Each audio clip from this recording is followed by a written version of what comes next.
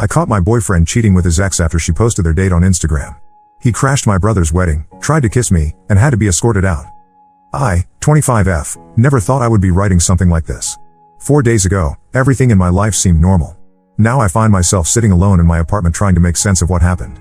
I met Ryan, 28M, about 5 months ago at a friend's housewarming party. We hit it off right away. He was thoughtful, funny, and seemed genuinely interested in my life.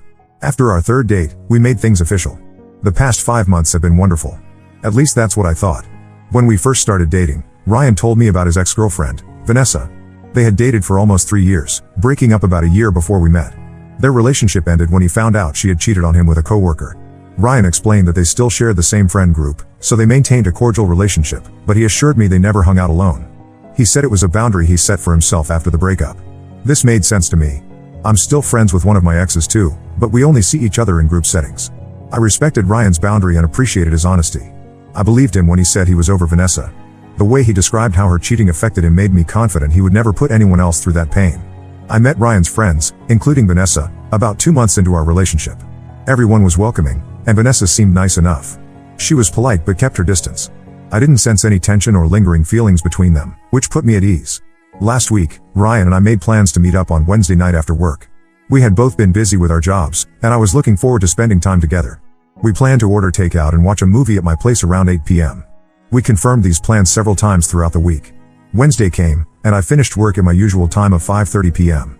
I texted Ryan to let him know I was heading home and asked if he wanted me to pick up anything on the way. No response. I figured he was busy at work, so I didn't think much of it. By 7 p.m., I still hadn't heard from him. I called his phone, but it went straight to voicemail. I sent another text asking if we were still on for tonight. Again, no response. This wasn't like Ryan at all. He usually replied to my messages within minutes.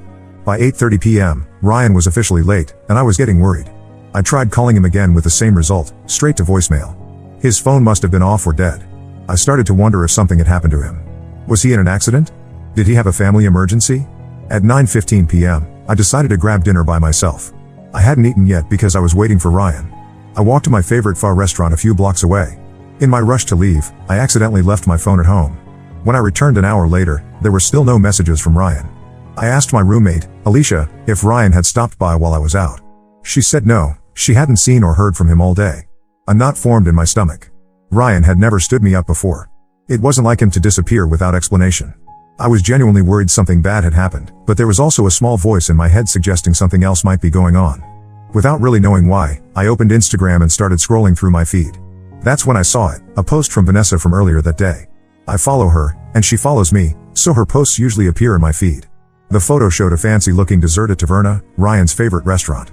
The caption read, "Dinner and movie night with at Ryan's, just like old times." In the background of the photo, slightly blurred but unmistakable, was Ryan. He was sitting across the table from her, elbows on the table, smiling. The timestamp showed the photo was posted at 5:45 p.m., more than 2 hours before Ryan was supposed to meet me at my place. My hands started shaking. The Ryan in that photo didn't look like someone with a dead phone who had forgotten about plans with his girlfriend. He looked relaxed and happy, having dinner with his ex-girlfriend, the same ex he claimed he never spent time alone with. Even more telling was a comment from one of our mutual friends, Marcus, who had simply written, under the photo. Vanessa hadn't responded to the comment. I put my phone down and tried to process what I was seeing. Ryan had blown me off to spend time with Vanessa. He deliberately turned his phone off so I couldn't reach him. He broke his own boundary about not seeing her alone. And he lied to me by omission. I considered the possibility that he had truly forgotten our plans from a week ago, but that didn't explain why his phone was off or why he hadn't contacted me at all. I went to bed feeling physically ill, a mixture of worry and betrayal swirling in my stomach. The next morning, I woke up to 5 text messages from Ryan, all sent around 6 a.m. "Hey babe, I am so sorry about last night. I completely forgot we had plans. I was watching Better Call Saul with Vanessa and fell asleep on her couch. My phone died and I didn't realize until I woke up this morning. I feel like such an idiot. Can you forgive me? Let me make it up to you. Sushi tonight? Just you and I. I love you." His explanation rang hollow. First, he never hangs out alone with Vanessa. That was his rule, not mine. Second, Ryan doesn't fall asleep early, especially on his day off. Third, if his phone died while he was at Vanessa's place, why couldn't he charge it there? I texted back with a simple question. Did anything happen between you and Vanessa last night? His response came quickly. No, of course not. I would never do that to you. Despite his denial, I couldn't shake the feeling that something was wrong. His actions contradicted everything he had told me about his relationship with Vanessa. I needed to talk to him face to face to understand what was really going on. I told him I wanted to meet after I finished work. He agreed and suggested a coffee shop near my office. I spent the entire workday distracted, replaying everything in my head and trying to prepare myself for whatever truth was waiting for me. When I arrived at the coffee shop, Ryan was already there. He looked terrible, dark circles under his eyes, hair uncombed. He tried to smile when he saw me, but it didn't reach his eyes. I sat down across from him and asked him to tell me exactly what happened the night before. He repeated the story from his texts. He and Vanessa were watching Better Call Saul. He fell asleep. His phone died. I showed him the Instagram post and asked why he was having dinner with her when he told me they never spent time alone together. He stuttered, claimed it was a coincidence. They ran into each other at the restaurant. I pointed out the caption mentioned a planned movie night. He backtracked, said it was a last-minute thing, they're just friends. When I asked about the comment from Marcus, Ryan's face fell. He knew he'd been caught. For the next hour, I pulled the truth out of him bit by bit. Yes, he had deliberately made plans with Vanessa knowing he was supposed to meet me later. Yes, he had turned his phone off on purpose so I couldn't reach him. And yes, something did happen between them. Ryan confessed that he and Vanessa had slept together. He swore it wasn't planned, that he genuinely forgot about our plans, that it was a mistake. He started crying right there in the coffee shop, saying he loved me and begging me to forgive him. I stood up without a word, gathered my things, and walked out. Ryan followed me to the door, still pleading, but I didn't look back. As soon as I got home, I blocked his number and removed him from all my social media accounts. The last few days have been a blur. I've never been cheated on before, at least not that I know of, and the betrayal cuts deep. Right now, I feel numb, but I know the full impact will hit me eventually. My brother is getting married this Saturday, and I'm supposed to be there with a smile on my face. I don't know how I'm going to manage that. The irony is that if Vanessa hadn't posted that photo, I might never have known the truth. Ryan's excuse about falling asleep might have worked. But Vanessa put it right out there on social media, knowing I would see it. Last night, I stayed home alone, watching Netflix and eating ice cream straight from the container. Under normal circumstances, I would have called Ryan to come over and keep me company. Now, the thought of seeing him makes my stomach turn. I keep thinking about how blindly I trusted him. How I waited for him for an hour and a half, worried that something had happened to him, while he was with her the whole time. The disrespect is staggering. I know I made the right decision to end things immediately. 5 months is nothing compared to the lifetime of doubt I would have faced if I had given him another chance. Still, it hurts. Now I'm just trying to figure out how to move forward. How to trust anyone again. How to not let this experience make me bitter or suspicious in future relationships. But those are problems for another day. Right now, I'm just taking it 1 hour at a time. Update 1: It's been 2 weeks since I discovered Ryan's betrayal and ended our relationship. I wish I could say things have improved, but the situation has only gotten more complicated and concerning. The day after my last post, I went to work and tried to focus on anything but Ryan. My coworkers noticed something was wrong, but I kept the details vague. I wasn't ready to talk about it yet. That evening, I met my friend Megan for dinner. She's part of Ryan's friend group, but we've grown close over the past few months. I told her what happened, and she was furious on my behalf. She revealed that Ryan and Vanessa had a pattern of getting back together briefly after breakups. According to Megan, many people in their friend group suspected something might happen when Ryan and I hit the 5-month mark. Apparently that's when he usually gets cold feet in relationships. I went to my brother's wedding that Saturday as planned. The ceremony was beautiful, and for a few hours, I managed to forget about my own problems while celebrating his happiness. I was a bridesmaid, so most of my day was spent helping the bride and keeping everything running smoothly. During the reception, I stepped away to use the restroom in a quiet hallway away from the main party. As I was walking back, I froze. Standing at the end of the hallway was Ryan, dressed in a full suit.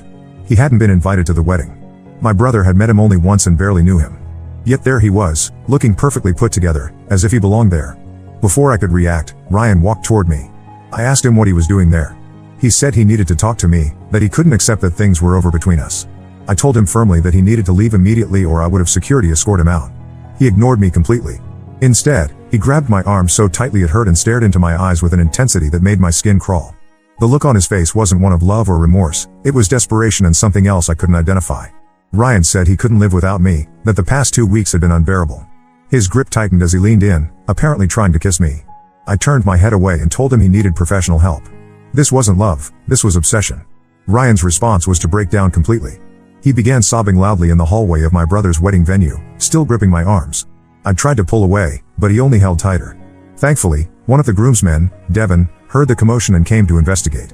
Devin is an old friend of my brother's and recognized Ryan from a group photo I had shown him once. He assessed the situation quickly and calmly intervened. Devin gently but firmly removed Ryan's hands from my arms and positioned himself between us. He spoke to Ryan in a calm, understanding voice, telling him that this wasn't the way to handle things and that he needed to go home and clear his head. Ryan seemed to respond to Devin's authoritative but non-threatening approach. Devin called a cab for Ryan and waited with him outside until it arrived. When he returned, he checked if I was okay and suggested we not tell my brother until after the honeymoon to avoid casting a shadow over his special day. I agreed, grateful for his help and discretion. The next day, I called Ryan's sister, with whom I'd gotten along well during our relationship. I explained what happened and expressed concern about Ryan's mental state. She thanked me for letting her know and assured me she would check on him. For the next few days, things were quiet. I thought perhaps Ryan had gotten the message and would leave me alone. I was wrong. Last night, I received multiple calls from an unknown number. After the third call, I answered, thinking it might be important. It was Vanessa. She demanded to know if it was true that Ryan had crashed my brother's wedding. When I confirmed he had, she unleashed a stream of insults and accusations. According to her, Ryan told her they were officially back together the day after our breakup. He claimed that I had been the one to pursue him at the wedding, that I had tried to seduce him and convince him to leave Vanessa. I was stunned by how completely he had twisted the events. I calmly told Vanessa what really happened, that Ryan showed up uninvited, grabbed me, tried to kiss me, and had to be removed by my brother's friend. I suggested she should reconsider her relationship with someone who would lie so blatantly. Then I hung up and blocked the number. This morning, I received a text from Megan. She said the friend group was in chaos. Ryan was telling everyone I had been stalking him since the breakup and that I was spreading lies about him cheating. Vanessa was backing up his story. Several mutual friends were taking sides, and the group was fracturing. Megan sent me screenshots of group messages where Ryan portrayed himself as the victim, claiming I had made up the cheating story because I was jealous of his friendship with Vanessa. In these messages, he didn't mention crashing the wedding at all. I decided I needed to set the record straight, not to win back friends or clear my name, but because living with such blatant lies being spread about me was untenable. I wrote a calm, factual account of what happened and sent it to the 3 friends in the group I trusted most, including Megan.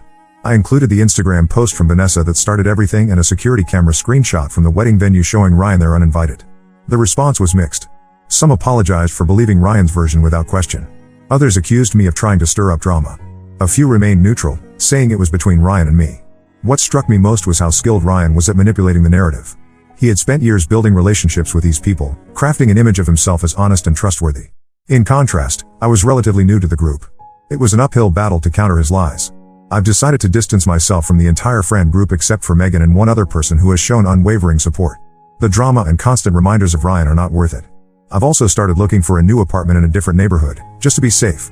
Ryan knowing where I live no longer feels comfortable after the wedding incident. The most troubling development came this afternoon. Ryan's sister called me, sounding worried. She said Ryan has been behaving erratically, missing work, drinking heavily, and making concerning statements about fixing things with me. She asked if I would consider meeting with both of them to help him find closure. I declined as gently as I could, suggesting that professional help would be more appropriate than seeing me again. As I write this update, I feel like I'm living in some bizarre alternate reality. 5 weeks ago, I thought I was in a healthy, trusting relationship with a kind, honest man. Now I'm changing my phone number, moving apartments, and losing friends because of his lies and concerning behavior. Part of me wonders if there were warning signs I missed. Did I overlook red flags because I wanted the relationship to work? Was I naive to trust so completely? These questions keep me up at night. For now, I'm focusing on getting through each day. My brother returns from his honeymoon tomorrow, and I'll have to tell him what happened at his wedding. My parents have noticed something is wrong, and I can't keep avoiding their questions. Despite everything, I'm trying to maintain perspective. This relationship was only 5 months of my life. I refuse to let Ryan's actions define me or my future. But the path forward feels uncertain and daunting. Update 2. It's been about a month since my last update, and while things haven't completely settled down, there have been some significant developments. After telling my brother what happened at his wedding, he was understandably upset but mainly concerned for my safety.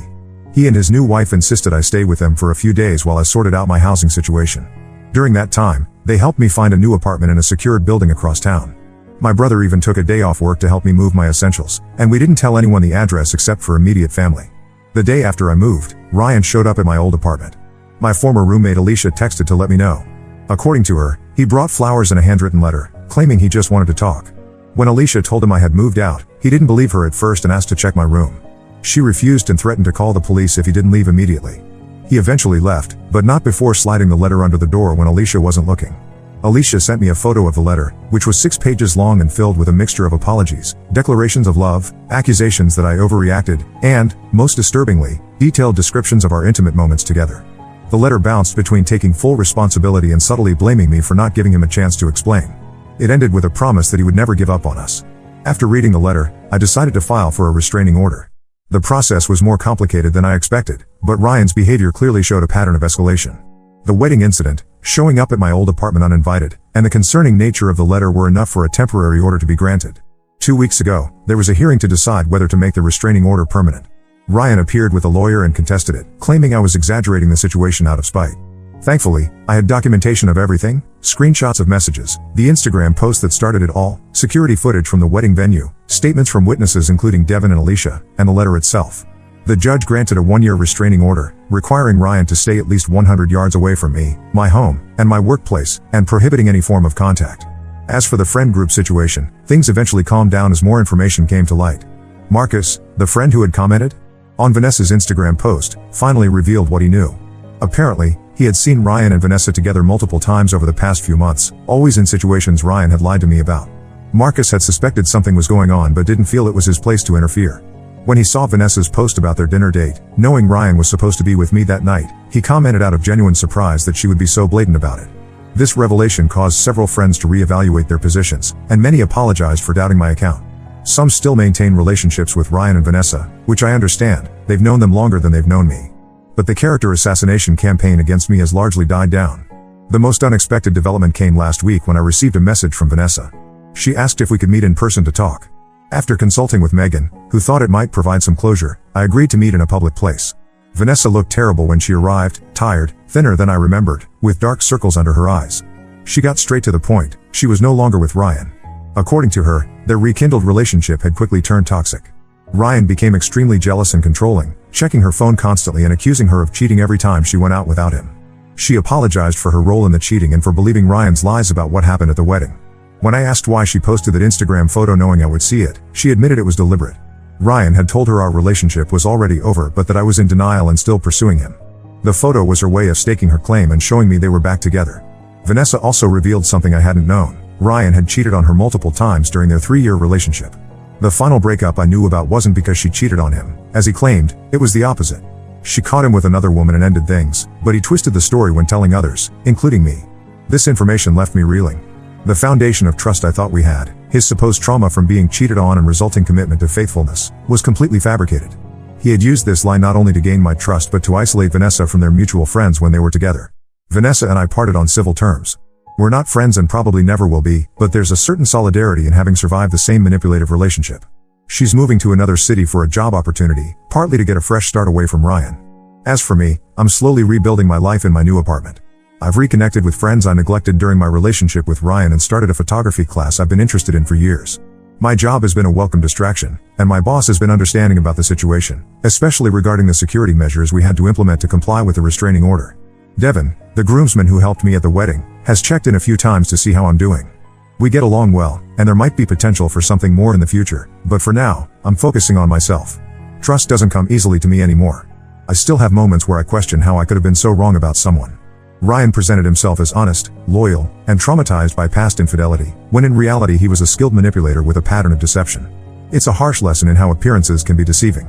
For now, I'm taking each day as it comes, grateful for the true friends who stood by me and the family who provided support when I needed it most. The restraining order has given me peace of mind, and the distance from the drama has been healing. Update 3: It's been 3 months since my last update, and I'm happy to report that life has finally returned to something resembling normal. The restraining order has been effective. Ryan hasn't attempted to contact me directly since it was issued. According to mutual friends, he moved to a different part of the city and has been keeping a low profile. The friendships that survived this ordeal have grown stronger. Megan and I meet weekly for coffee, and she's introduced me to her wider circle of friends who have no connection to Ryan or the drama. It's refreshing to spend time with people who know me only as I am now, not as Ryan's ex or the girl from the wedding incident. My relationship with Marcus has also improved. After he came forward with what he knew about Ryan and Vanessa's history of meeting behind my back, we had several long conversations. He apologized repeatedly for not telling me sooner, explaining that Ryan had convinced everyone that any tension in our relationship was due to my trust issues and jealousy. Marcus assumed I knew about Ryan and Vanessa's lunches and movie nights but was pretending not to care. Learning that Ryan had directly lied to me about spending time alone with Vanessa was what finally compelled Marcus to speak up. Last month, I received a letter from Ryan's lawyer. It contained a formal written apology from Ryan and a request to lift the restraining order. The letter claimed he had been in therapy, recognized his inappropriate behavior, and wanted to make amends. I discussed it with my brother, who advised against any response. The restraining order stays in place. Vanessa messaged me once more before moving away. She forwarded messages from Ryan asking about my new address and attempting to get information about my current life. She wanted me to know she hadn't shared anything with him and had blocked him after these attempts. I appreciated the warning and her decision to cut contact with him completely. I've been seeing a counselor to process everything that happened. The most valuable insight I've gained is recognizing the pattern of manipulation Ryan used throughout our relationship. He created a false narrative about his past, positioned himself as a victim, and used it to lower my guard and gain my trust. When caught in his deception, he immediately tried to control the narrative by spreading lies about me to our social circle. When that failed, he escalated to intimidation tactics at the wedding and stalking behavior afterward. Understanding this pattern has been crucial in helping me move forward. I now recognize certain behaviors as red flags that I might have overlooked before.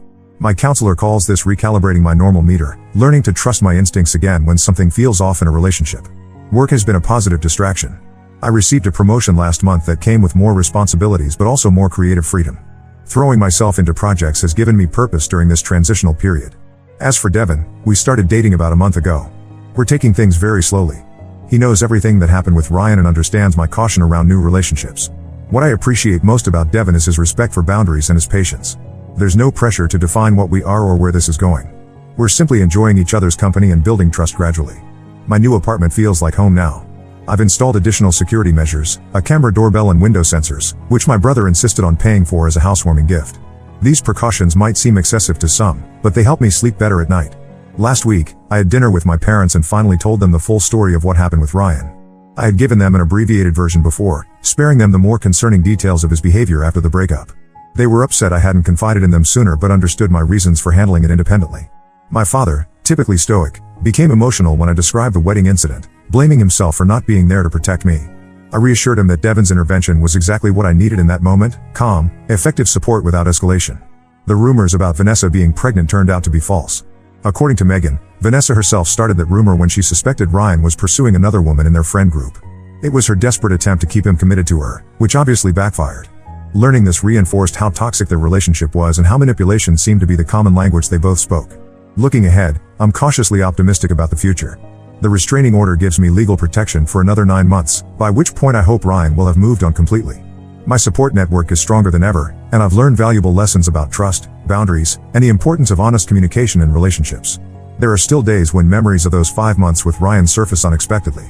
A song on the radio, a restaurant we visited together, certain phrases he used to say.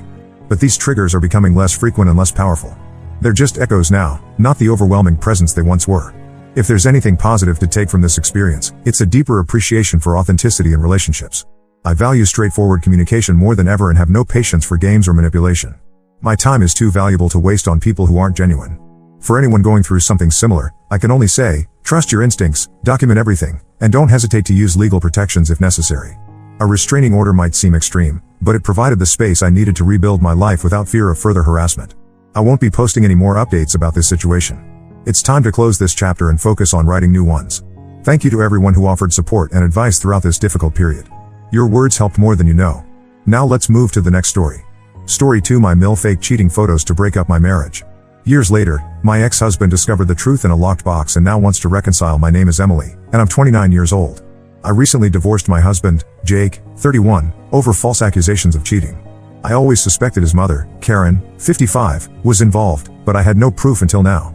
Jake and I grew up in Millbrook, a small town known for its struggling economy and high unemployment rates. We lived in the same neighborhood, properly nicknamed the Pits by locals. It wasn't the best area, lots of low-income families struggling to make ends meet. My parents moved us there when I was 12 after they both lost their jobs in the city. Dad was a factory worker, and Mom was a receptionist at a law firm. They tried to shield us from the reality of our situation, but even as a kid, I could sense their stress and worry. Jake had lived in the Pits his whole life with his grandparents, Bill and Martha. His mom, Karen, was hardly ever around due to her issues with substance abuse. I remember the first time I saw Karen. She stumbled into Bill and Martha's yard during a neighborhood barbecue, slurring her words and barely able to stand. Jake, who was 14 at the time, calmly led her inside, his face a mask of practiced indifference. It broke my heart to see how used to this he was. Despite the tough circumstances, Jake was incredibly smart and hardworking. He was a few years ahead of me in school and often helped me and my younger sister, Lily, with our homework. In return, I'd help him with chores around his grandparents' house.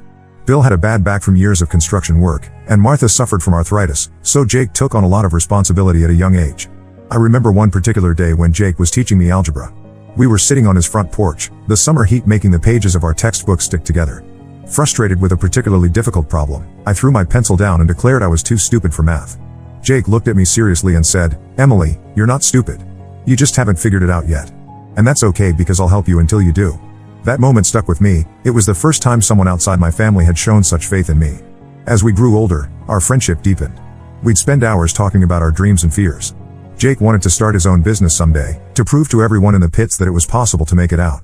I dreamed of becoming a teacher, inspired by the patience Jake had shown me. When Jake graduated high school, he got a scholarship to a good college in the city. His grandparents scraped together what they could to help with expenses, selling their old car and taking on extra shifts at their jobs. Karen, unsurprisingly, didn't contribute at all. She didn't even show up to his graduation. I remember holding Jake's hand as he watched other parents congratulating their kids, his jaw clenched tightly. Jake and I tried to maintain a long-distance relationship when he left for college. We'd talk on the phone every night at first, sharing stories about our days. But over time, the calls became less frequent. Jake was busy with his studies and part-time job, and I was focused on finishing high school and helping my parents, who were still struggling financially. Then, one day, I got a text from Jake. It was brief and to the point. He thought it was best if we broke up. He said the distance was too hard and he needed to focus on his future. I was devastated. I tried calling him, but he didn't pick up. For weeks, I cried myself to sleep, feeling like I'd lost not just my boyfriend, but my best friend. Years passed, and I didn't hear much from Jake. I focused on my studies, got into a decent college in our state, and started working towards my teaching degree. I dated a few guys, but nothing serious. A part of me always compared them to Jake, and they always fell short. Then, out of the blue, I saw Jake's name on the guest list for a talk at my college. He had become a successful entrepreneur, and I was assigned to moderate the session. When I saw him walk into the auditorium, my heart skipped a beat. He looked different, more polished, confident. But when he smiled at me, I saw the same Jake I'd known all those years ago. After the talk, we went for coffee to catch up. Jake told me about his journey, how he'd worked hard, started his own tech company, and even reconnected with his mom. Apparently, Karen had married a wealthy man named Robert who adopted Jake and invested in his company. I was happy for Jake, but a part of me felt a twinge of jealousy. He had achieved his dream of making it out of the pits, while I was still struggling to finish my degree and help my parents make ends meet. One thing led to another, and Jake offered me a job at his company.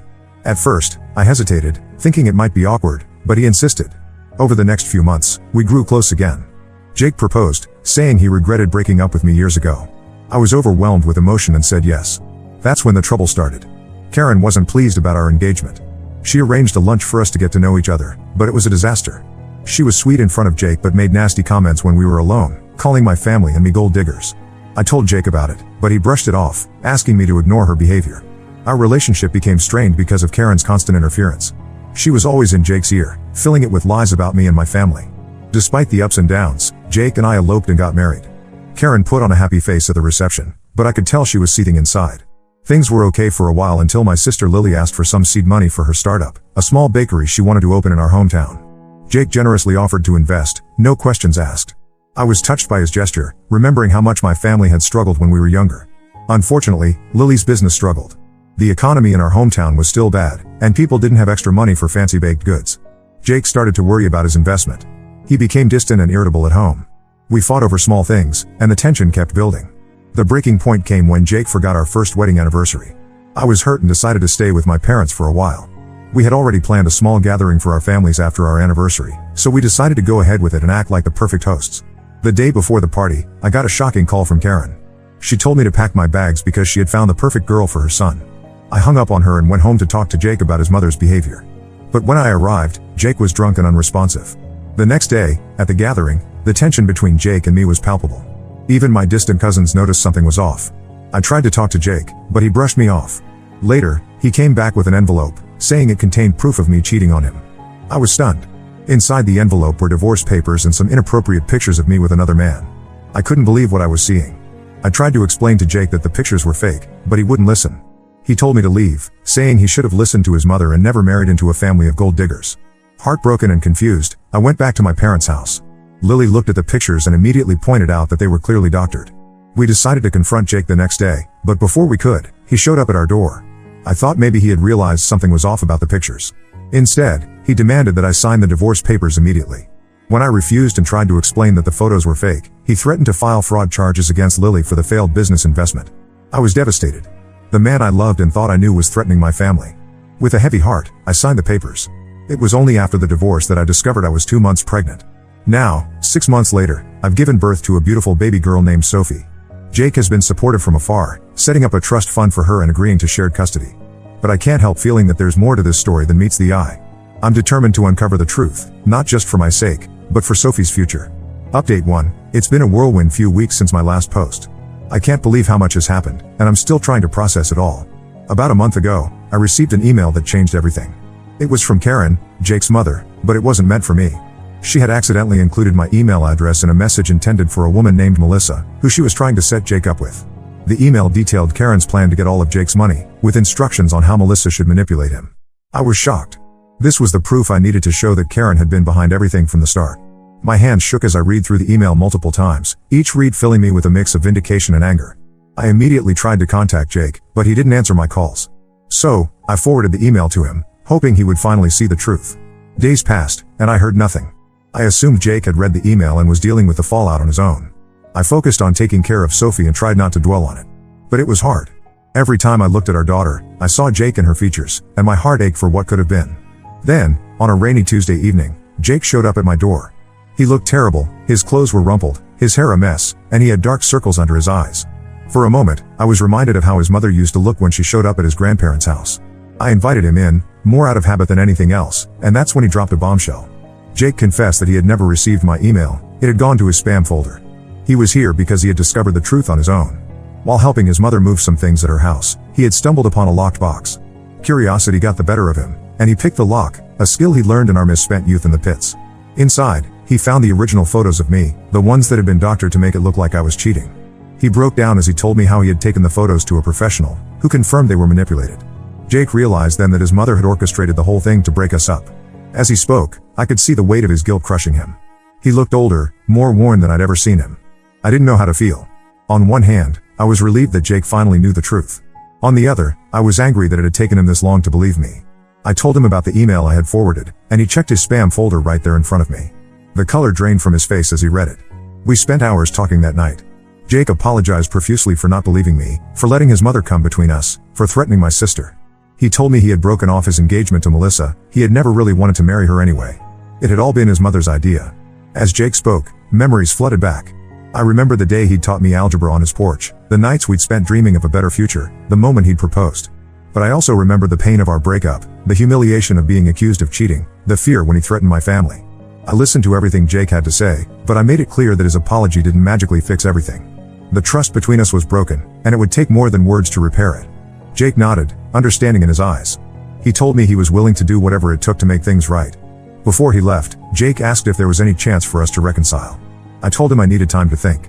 The wounds were still fresh, and I had Sophie to consider now. Jake respected my decision and left, but not before asking if he could see Sophie. I agreed, and watching him hold our daughter for the first time in months brought tears to my eyes. After Jake left, I called Lily to fill her in on everything that had happened. She was furious on my behalf but also relieved that the truth had finally come out. We spent a long time discussing what I should do next. Lily, always the protective sister, warned me against rushing back into a relationship with Jake. But she also reminded me of how happy we had been before Karen's interference. I'm still not sure what the future holds for Jake and me. Part of me wants to give him another chance, we have a long history together, and he is Sophie's father. But another part of me is scared of being hurt again. Can I ever truly trust him after what happened? For now, I'm focusing on being the best mother I can be to Sophie. Jake and I have agreed to be civil for her sake, and we're working on a co-parenting schedule that works for both of us. It's strange, navigating this new dynamic with Jake. Sometimes, when he comes to pick up Sophie, I catch glimpses of the boy I fell in love with all those years ago. But then I remember everything that's happened, and I feel the walls I've built around my heart strengthening. As for Karen, Jake told me he's cut off all contact with her. He's in the process of undoing the financial entanglements she had manipulated him into. It's a messy situation, and I'm glad I'm not directly involved in it.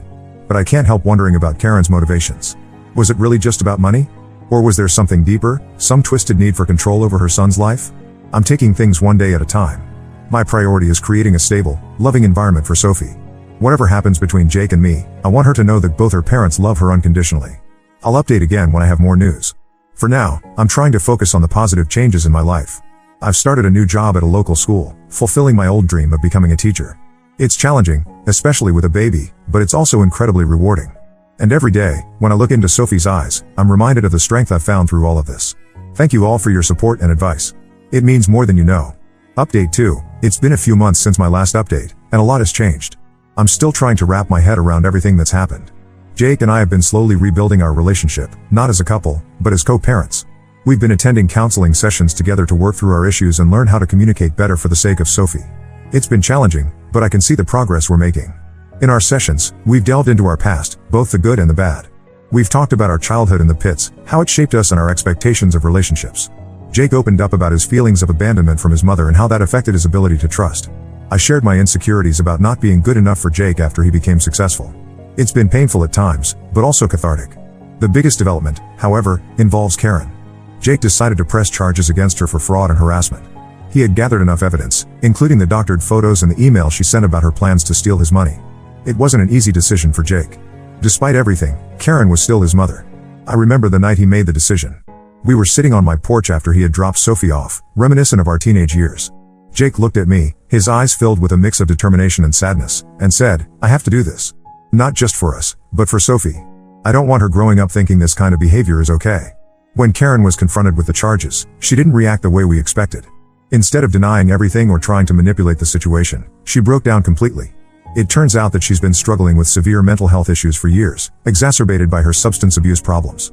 Jake's stepfather, Robert, who had been in the dark about most of Karen's schemes, was devastated. He's filed for divorce but has agreed to help pay for Karen's treatment at a specialized facility. It's a complicated situation, and I have mixed feelings about it all. On one hand, I'm angry at Karen for everything she put me through, the false accusations, the manipulation, the pain she caused our family. But on the other hand, I can't help but feel a twinge of pity for her. Mental illness is a serious issue, and it's clear that she needs help. I remember Karen from my childhood, a woman who was more often absent than present in her son's life. I wonder now if her issues stem from that time, or even earlier.